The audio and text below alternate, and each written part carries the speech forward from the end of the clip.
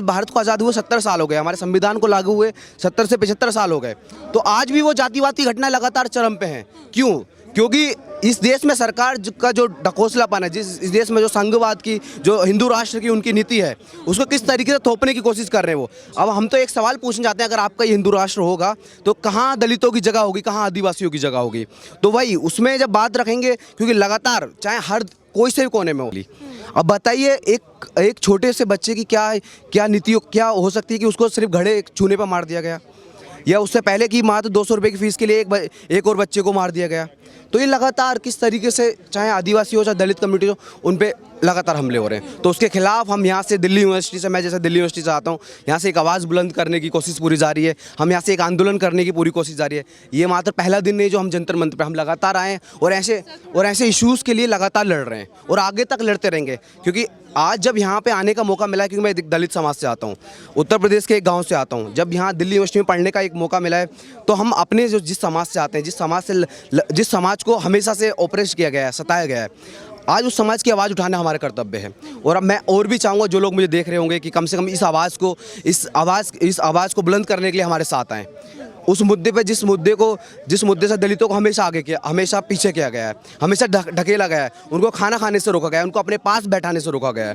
तो उस चीज़ को लेके कम से कम हम अपने जो बाबा साहब अम्बेडकर का जो उनका सपनों का भारत है, जो भगत सिंह के सपनों का भारत है, कम से कम उनके सपनों पे आगे बढ़ सके। जो उन्होंने आपसे संविधान बनाते वक्त या जब लड़ते, देश की आज़ादी के वक्त लड़ते हुए भगत सिंह का जो सपना था कि एक ऐसा देश होगा जिस देश में सब लोग बराबर हों, एक ऐसा देश होगा जहां मजदूरों की सत्ता होगी, जहां ईमानदार व्यक्ति इस देश के राजनीति में होंगे। लेकिन आज क्या जस्ट अपोजिट है। जिस तरीके से संघवाद का पूरा एक इस देश पर काबिज है, जिस तरीके से वो डीमक बन के इस देश को खा चुका है, उसके खिलाफ हमारी लड़ाई जारी है। लेकिन यही सब बातें पीएम मोदी खुद करते हैं ना, सबका साथ सबके विकास की बात करते हैं, जात पात की सीमाओं को तोड़कर एक नए दिशा और निर्देश बनाना चाहते हैं, पूरे देश को एक दूसरी दिशा देना चाहते हैं। वो खुद इसी कोशिश में लगे हैं। यही तो उनका वो जो फेस मास्क उन्होंने लगा रखा है, यही तो उतारने की जरूरत है। क्या जो जिस समता की बात करते हैं, उस समता को हम देख सकते हैं दिल्ली यूनिवर्सिटी में, जब एक प्रोफेसर को मात्र उसकी जाति के लिए अब से दो तीन साल की पहले की बात है, रितु सिंह,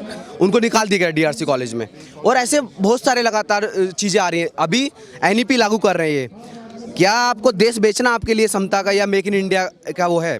अभी सारी चीज़ें, दारू की, शराब को उन्होंने नेशनलाइज कर दिया, मतलब सबको। जबकि शिक्षा की बात आती है, शिक्षा को प्राइवेटाइज कर रहे हैं, हॉस्पिटल सिस्टम को, अस्पताल के सिस्टम को प्राइवेटाइज कर रहे हैं, हर चीज़ को प्राइवेटाइज करने की नीति पे आ गए हैं। क्या यही उनका मेक इन इंडिया का सपना है? ये तो नहीं हो सकता। अगर प्राइवेट स्कूल होंगे तो कौन से बच्चे होंगे, कौन सी कास्ट से आ रहे होंगे जो पढ़ रहे होंगे? अब दिल्ली यूनिवर्सिटी में मैं मात्र 8 से 9 हज़ार रुपये फीस दे के पढ़ रहा हूँ। अब यही प्राइवेटाइज हो जाए, इसकी फीस 80,000 हो जाए, क्या मैं पढ़ पाऊँगा? या मेरे समाज से आए हुए लोग या मेरे गाँव से आए हुए लोग पढ़ पाएंगे यहाँ?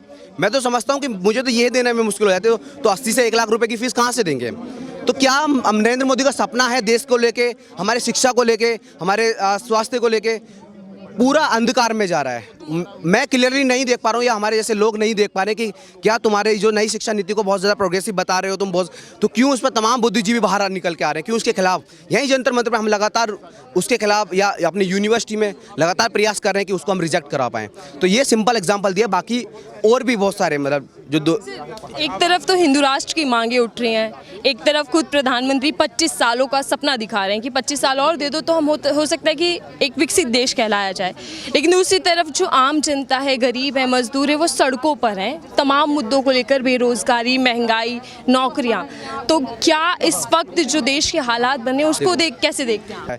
जो सिलेंडर मात्र 400 रुपये का मिलता था, आज 1000-1200 रुपये का है। जो तेल 100 रुपये का मिलता था, आज 200-250 रुपये का है। क्योंकि मुझे नहीं पता था, मैं हॉस्टल में पढ़ता था उस वक्त। अब यहाँ आके दिल्ली में आके जब सब कुछ खुद से खरीदना पड़ रहा है, जब चीज़ों को देख रहे हैं कि महंगाई का स्तर, मतलब हम दुगने, मतलब 200 कुछ % रेट बढ़ रहे हैं, लगातार दुगने रेट हो रहे हैं। अब वही जब महंगाई पे बात आती है, जब दौरान लीजिए अडानी अंबानी इस देश में, जब तमाम यूपी बिहार के लोग यहाँ से डंडे खाते हुए, लाठी पुलिसों की मार खाते हुए पैदल यहाँ से निकल रहे थे, उस वक्त अडानी अंबानी जैसे लोग एशिया के नंबर और दूसरे पे काबिज हो गए। आज देखो, एक हफ्ते पहले अडानी दुनिया के 30 नंबर पे हो गया।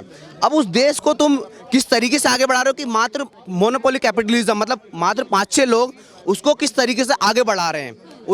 आगे नहीं बढ़ा रहे, मतलब खुद का किस तरीके से भला कर रहे हैं। लग रहा है कि देश की प्रगति हो रही है, लेकिन नहीं। और देश के मजदूर जितने लोग हैं, मजदूर हो गए, दलित हो गए, महिलाएं हो गई, उनको किस तरीके से पीछे गिराया जा रहा है, क्योंकि ये लगातार भारत के संविधान पर अटैक है। जब जब ये फांसीवाद का दौर बढ़ता है, इस तरीके से फांसीवादी जो नीतियाँ आती हैं, वो एक कम्युनिटी को दुश्मन बना देते हैं। वो इन चंद पूंजीपतियों को देश के हर रिसोर्स में उनका कब्जा हो जाता है। अडानी का देखिएगा, पिछले दुनिया के नंबर 3 पे काबिज हो गया। ये बताइए कहाँ से आया पैसा, जब जिस देश की जनता लगातार बर्बाद हो रही है, लगातार लूट रही है, लगातार भूखे मर रहे हैं, लगातार इंडेक्स देखोगे ना, हंगर रेट में और बहुत सारे जो मीडिया फ्रीडम में और हर चीज़ में इंडेक्स देखो, भारत गिरता जा रहा है लगातार। और मेन स्ट्रीम मीडिया लगातार गोदी मीडिया जो है उनकी दलाली कर रही है, संघियों की दलाली कर रही है। तो ये जो हिंदू राष्ट्र का जो एजेंडा है, जो क्या ये बताइए, लोगों को हिंदू बना के क्या उनको रोजगार मिल पाएगा, क्या उनको महंगाई से छुटकारा मिल पाएगा? ये तो कहीं नहीं दिख रहा। तुम आम जनता को सिर्फ भड़का रहे हो इस तरीके से। चाहे अभी फार्मर प्रोटेस्ट इतना सक्सेसफुल रहा, लेकिन उसके बाद फार्मर प्रोटेस्ट के दौरान ही देखोगे लखीमपुर खीरी में जो कांड हुआ, तो ये सब एक दूसरे से रिलेटेड है। इनको हम नहीं हटा सकते, चाहे मोदी से लेकर संघ से लेकर पूरा एक मजदूर तक, क्योंकि वो वहाँ से नीति बनाते हैं। इफेक्ट कोई नहीं होता, बस हम जैसे लोग, पढ़ने वाले लोग, तमाम मजदूर वर्ग से लोग आते हैं, जो दलित वर्ग से लोग आ रहे हैं, जो महिलाएं हैं, उन पे हो रहा है, उनको फर्क पड़ता है। लेकिन सर, अगर हम बीजेपी नेताओं के चश्मे से देखें या उनके नज़रिए से देखें, तो महंगाई तो है ही नहीं कहीं पर भी, और नौकरियां भी लोगों को दे दी, युवाओं को। क्या उनको नहीं लगता कि जो 100 रुपये का ऑयल, कुकिंग ऑयल मिलता था, आज वो 200-250 रुपये किलो है? क्या ये महंगाई नहीं है? ये आम जनता जानती है ना। बीजेपी के नेताओं को, आम जनता बीजेपी के नेता नहीं है। आम जनता जानती है कि उनको क्या दाल या रोटी के भाव हो गए, क्या प्याज के भाव चल रहे हैं। हम खरीदते हैं, हम पढ़ते हैं, हमको पता है। इनका तो सब कुछ, इनका बीजेपी के नेताओं का या तमाम जो भी नेता होंगे, उनको क्या पड़ा है? उनको सब कुछ मिल रहा है। लेकिन इस देश की जो 90% जनसंख्या है, 90% जो जनसंख्या है, उस पर फर्क पड़ रहा है ना। लोग वही है ना। ये 5-6% लोग क्या है, ये तो देश को बेच रहे हैं, खा रहे हैं। लेकिन पीएम मोदी कहते हैं मुझे गरीबी का एहसास है, मैं गरीब परिवार से निकल कर आया हूँ, मुझे पता है कि गरीबी में जीना क्या होता है। प्रधानमंत्री ने संघर्ष किया। ये तो इनका जुमला है। इनको जो जुमलेबाज जो कहा जाता है, सही कहा जाता है। ये मोदी जो है, और जो पूरा कि हम गरीब हैं, हम वो हैं। अब ये बताइए, गुजरात से अगर गरीब होते तो क्यों गरीबों के बारे में नहीं सोचा जा रहा है? अगर चाय बेचने वाले होते तो क्यों चाय बेचने वालों के बारे में नहीं सोचा जा रहा है? क्यों आज भी आप देखोगे, आप जाके सर्वे करोगे, आप जर्नलिस्ट, आप हमसे ज़्यादा रिसर्च करते होगे। हम पढ़ते हैं और आप ऑन ग्राउंड पे काम करते हो। जब देखोगे उसमें चीज़ों का पता लगे कि एक चाय वाले का बच्चा कहाँ पढ़ रहा है और एक ये नेताओं का बच्चा कहाँ पढ़ रहा है, तो हम क्योंकि उसी घर से आते हैं, हम अपना दुख दर्द समझते हैं। अगर वो हमारा दुख दर्द समझते तो आज ये स्थिति क्यों होती? हम क्यों चाहेंगे कि जंतर मंतर पे आए, अपनी पढ़ाई छोड़ के, अपनी यूनिवर्सिटी छोड़ के? हम तो पढ़ के आगे बढ़ना चाहेंगे ना। लेकिन आज जब मजबूर किया जा रहा है आम लोगों को, यहाँ के आदिवासियों को, यहाँ के ट्राइबल्स को, यहाँ के दलितों को, यहाँ की महिलाओं को, कि अपने हक की लड़ाई अब लड़नी होगी। मतलब बिना लड़े अब कुछ नहीं मिल रहा, क्योंकि ये देश उन्हीं का है जो देश में काम कर रहे हैं। ये देश उन्हीं का जिन लोगों ने इस देश को बनाया है। इस देश को बनाने में महिलाओं का हाथ बहुत रहा है, इस देश को बनाने में मजदूरों का हाथ बहुत रहा है। इस देश की पूरी नींव दलितों पर, आदिवासियों पर टिकी है, क्योंकि वही लोग हैं असली इस देश के हकदार। सर, मेरा आखिरी सवाल होगा, क्योंकि 2024 में भी चुनाव आ रहे हैं और विधानसभा चुनाव भी चल रहे हैं, तो एक नए तरीके से राजनीति ज़मीन जो तैयार की जा रही है, अभी भी ज़मीनी मुद्दे, जो लोगों के मुद्दे, वो गायब हैं। मैं वही तो कह रहा हूँ कि आप चुनाव किस मुद्दे पर लड़ते हो, मुझे, क्योंकि हम तो सिंपल एक अपना मैनिफेस्टो भी देते हैं, इन लोगों का मैनिफेस्टो भी पढ़ते हैं, तो क्या लिखा होता है उसमें। क्योंकि मैं अभी कुछ दिन पहले एक देख रहा था कि कहीं का एक मैनिफेस्टो, बीजेपी के कोई नेता का मैनिफेस्टो एक आया था, उसमें पढ़ा था कि दारू सस्ती कर देंगे। मतलब जो सच में रोटी रोजगार के मुद्दे हैं, क्यों तुम आज रोजगार पे बात नहीं करते? जो तुमने पहले बात की थी कि तुमको इतने लाख, तुमको 20 लाख जॉब देंगे, कहाँ गई वो जॉब? उन मुद्दे पे क्यों तुम इलेक्शन में नहीं आ रहे? अगर आते भी हो तो क्यों जुमलेबाजी करते हो? इलेक्शन जीत जाते हैं ये लोग, लेकिन हमें पता है कि इलेक्शन किस तरीके से जीते हैं।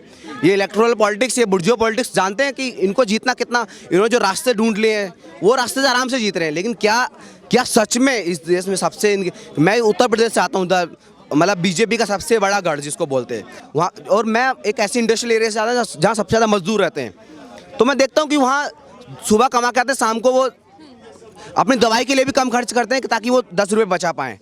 तो क्या इन्हीं मुद्दों पे तुम अपने राजनीति लड़ना चाहते हो? हम तो कहते हैं कि इस देश का जो आम जनता है तुमको बॉयकॉट करेगी, तुमको यहाँ से संसद से भी बाहर करेगी।